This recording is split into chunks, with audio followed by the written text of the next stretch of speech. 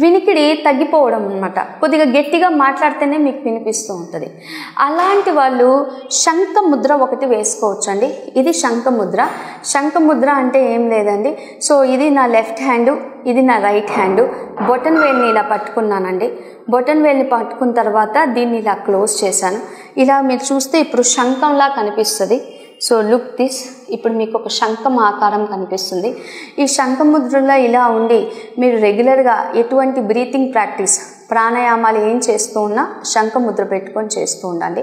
ఇప్పుడు జస్ట్ నేను చాలా క్విక్గా భ్రమరీ ప్రాణాయామ ఎలా చేయాలో చెప్తాను.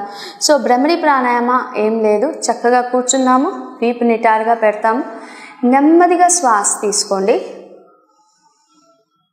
శ్వాస తీసుకోవడం పూర్తయితే రెండు పెదాలని దగ్గరికి చేస్తూ మకారం పలకడానికి ప్రయత్నం చేయాలి.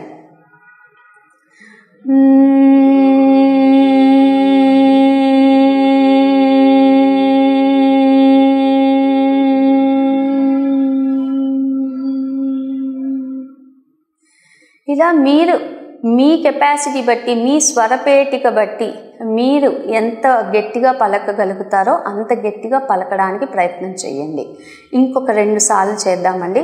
శ్వాస తీసుకోవడం మాత్రం చాలా స్లోగా దీర్ఘంగా తీసుకోవడానికి ప్రయత్నం చేయండి.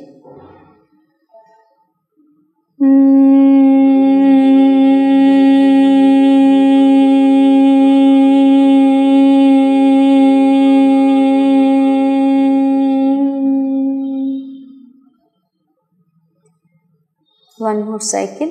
మీరు ఈ భ్రమరీ ప్రాణాయామ పలికేటప్పుడు ఏదైతే సౌండ్ ప్రొడ్యూస్ అవుతుందో అది కంఠం వెనక నుంచి సౌండ్ వస్తూ ఉంటుందండి. ఈ సౌండ్ పై వైపుకి ట్రావెల్ అవుతుంది. మీ మెదడు అంటే మీ బ్రెయిన్ దగ్గర ఆ సౌండ్ వేవ్స్ అనేవి ట్రావెల్ అవుతూ ఉంటాయి. ఆ వేవ్స్ అనేవి పైకి ట్రావెల్ చేసినప్పుడు అక్కడుండే ఆడిటరీ నర్వ్స్ ఏవైతే ఉంటాయో అవి లైట్గా ఎగ్జైట్ అవుతాయండి. ఎగ్జైట్ అవ్వడం అంటే స్టిమ్యులేట్ అవుతాయి. ఆ స్టిమ్యులేషన్ జరిగినప్పుడు మీకు చెవికి సంబంధించిన సమస్యలు తగ్గడానికి హెల్ప్ అవుతుంది. అందుకని భ్రమరీ ప్రాణాయామ మనం రికమెండ్ చేస్తాము.